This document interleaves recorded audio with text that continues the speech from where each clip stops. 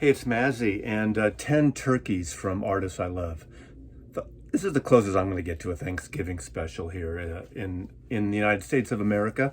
10 albums from artists that I absolutely enjoy almost their entire catalog, their entire discography and output. Now, these are records. There's always someone who likes something. So I'm sure you or the one sitting there in front of the Star Wars collection will like a lot of these records. But I think these are turkeys. These are dogs by these artists. Now, having said that, a lot of these albums have a couple of pretty, maybe decent tracks.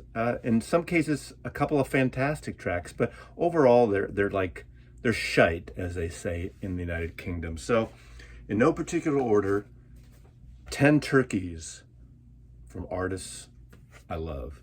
Starting off is Pipes of Peace by Paul McCartney. This was his follow-up to Tug of War. Tug of War was the album he was working on when John Lennon got shot, was killed, and he finished it off during and after that tragic event in 1980. This is an album that came out in 1983, the follow-up to that album, Pipes of Peace, Tug of War. Get it? Kind of a, come on, Paul, really? He's out of balance here. You can tell he's out of balance, and he's out of balance on most of this record. Now, Michael Jackson's on here, okay? There's a song called Average Person. I think this is an average record. There's So Bad might be the best song on here, and Eric Stewart's on here, and I love Eric Stewart. Eric Stewart from 10cc, from Wayne Fontaine and the Mindbenders. There are some great people here, some great drumming by both Steve Gadd and Ringo Starr, Lennon McCartney, obviously, Paul McCartney, but Tug of Peace. Really, Paul? Really? The Man, sweetest little show. McCartney should never be able to use the word little again. Little lamb, dragonfly, little woman love, little whatever, get out of here. Say. Really, Paul? Dog. Turkey. Gotta keep the right animal. Okay. Fleetwood Mac's Tango in the Night. Now, I think they got the Paul McCartney school of songwriting here with Little Eyes. Now, Little Eyes is a great pop earworm of a song. Great hit single from this album. This is 1986, 87. I think they warm out their welcome. Although this was a big hit and people tend to like it, but it's got these 80s sounds and percussive and tinkling keyboards that are just really not great. And I would argue, okay, I love the Fleetwood Mac self-titled in 75. I like Rumors, and of course, I love Tusk. Rumors, is a great record. But I would say I would take all the albums up until the Buckingham Nicks album over the Buckingham Nicks albums. Now, again, those three albums are great, but Tango in the Night, I think, is a turkey. Big turkey of a Fleetwood Mac album, 1987's bad production value, in my opinion. There you go there. Okay. Now, you can't slight the guy. This is sort of a guilty pleasure turkey. A lot of people don't even know this record, but I used to play this record in the store with my buddy Vernon when we worked in record stores. This is 1975. Johnny Cash, Look at Them Beans. That's his young son there.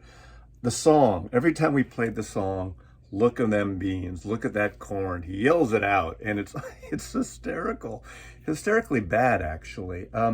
He was going through a bad period. I think he did John B. Cash, quite before this, that didn't do much, and this kind of did okay in the country charts.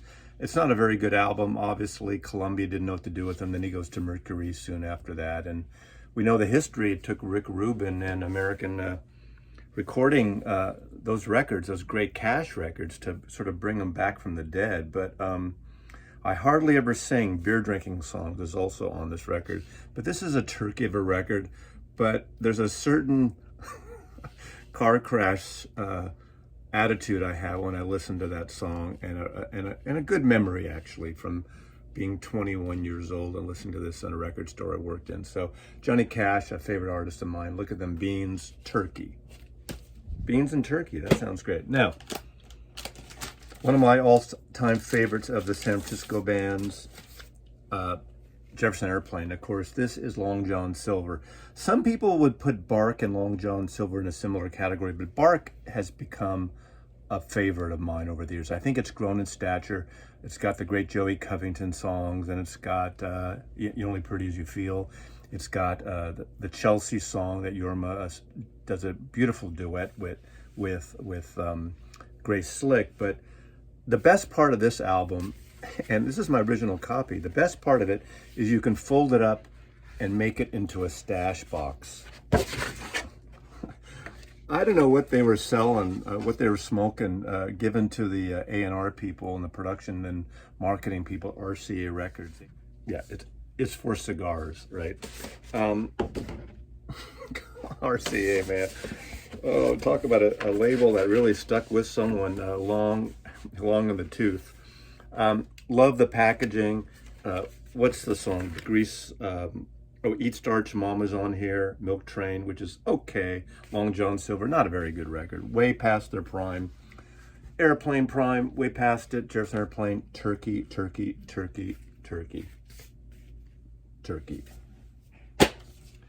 Procol Harum, amongst my favorite bands. I pretty much like everything they've done, almost. And their Turkey album is the 9th album they did. And to me, okay, you probably don't even know this. This album was produced by Lieber and Stoller, the great rock and roll writing duet of Jerry Lieber and Mike Stoller.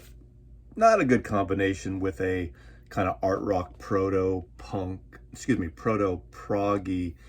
band. It just has no redeeming value whatsoever. I mean, you put it on, I love Gary Brooker's voice. But it's not even anyone you would know. B.J. Reed is on drums here. Keith Reed still writes the lyrics. But it's a turkey. It's a turkey. Procol Harum's 9th. I have every Procol Harum album. Even their last couple of reunion records they did in the last decade, or 12 years, whatever, are better than this turkey. Okay, one of my top 3 favorite bands, the Kinks. Now, some people like this record. They were signed to Columbia. We thought everything would be great after that debacle on MCA. Some of those MCA records actually are better now than they were at the time, or seemingly better. This has no redeeming value. It's rock and roll, no great hooks. I mean, just lazy hooks, loud hooks, power hooks. This is the early 90s, is this? 93 or 4? On Columbia, Phobia, Babies, Over the Edge. I mean, there's a couple of interesting bits and pieces by Ray Davis, his songwriting, but it's a lazy rock and roll record, and it's their worst record, from my point of view. And Phobia, I mean, I'm afraid of this record. I have a phobia of this record. This is a turkey record for the Kinks. Their last record. You know, they didn't do like a Abbey Road like the Beatles and have this amazing send-off, but, you know, stop this.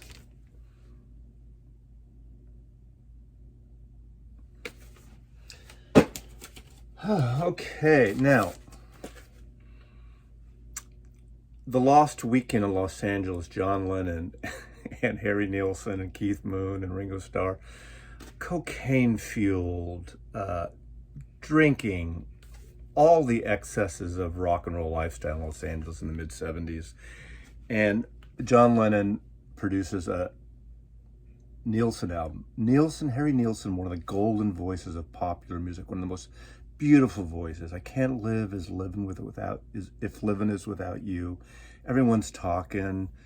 Lime into Coconut, all these beautiful ballads and beautiful songs and multi-tracked and octaves, and his voice is shot here. John Lennon is like squeezing his balls so hard on this record, and it's so fucked up. And just, The intensity of this when now, having said that, I've kind of got into this record over the years. There is a little bit of redemption here.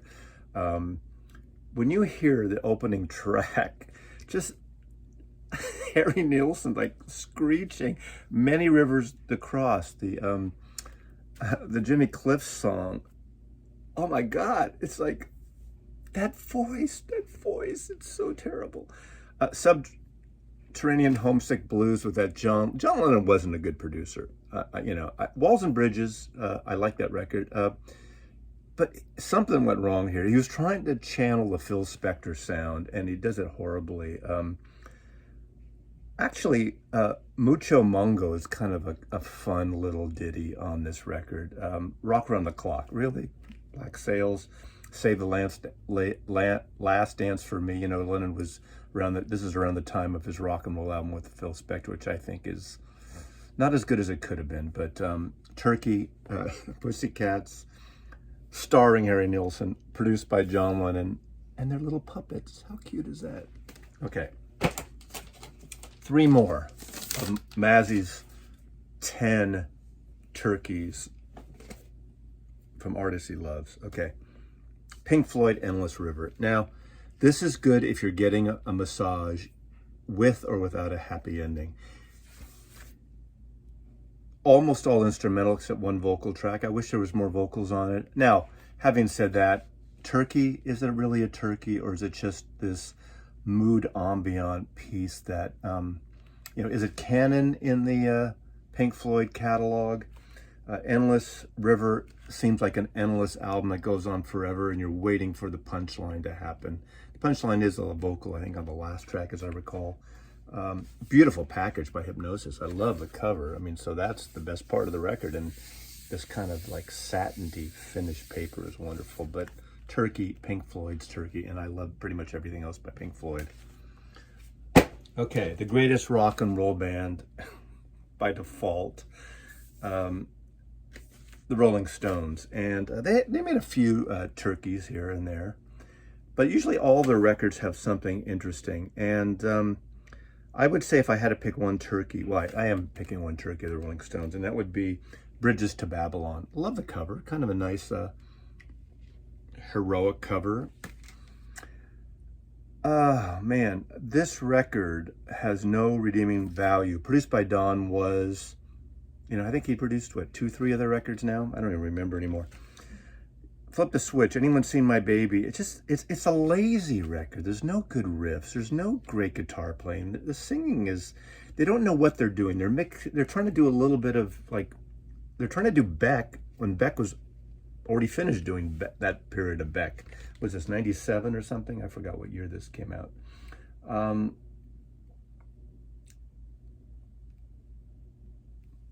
It doesn't matter, really. It's a turkey. It's a turkey. They should have recreated this. They should have put a turkey on the cover instead of this, lion with what the fuck is that chin on that lion? Anyway, Turkey. And last but not least, this is talking about, you're going down, and the captain goes down with his ship, and that's Neil Young's Landing on Water. The debacle with Neil Young and David Geffen at this period, I mean, what the fuck was Neil Young thinking? And although Trans, the electronic album he did, for what it is, it's interesting. Always is interesting. What's the other one? I forgot. The Doo-Wop record is interesting. But again, no redeeming value here. The musicians sound like they played but didn't even show up to the session. It's lazy playing. Landing on Water is like the perfect cover for a turkey of a Neil Young record. Get your life jackets on and just end this fucking collaboration with David Geffen and Neil. It didn't work. Go back to Reprise and make some good records, and which he did. So that is Maslov's turkey picks, 10 turkey picks, albums from artists he likes. Again, Mazzy talking to the third person. That's been sort of a rage on some videos now, people talking in the third person, which we like to do sometimes. Anyway, what are your, I'm sure some of you like some of these records. You're wrong, but you can like them, but they're still turkeys. Mazzy loves you. Happy holidays, everyone.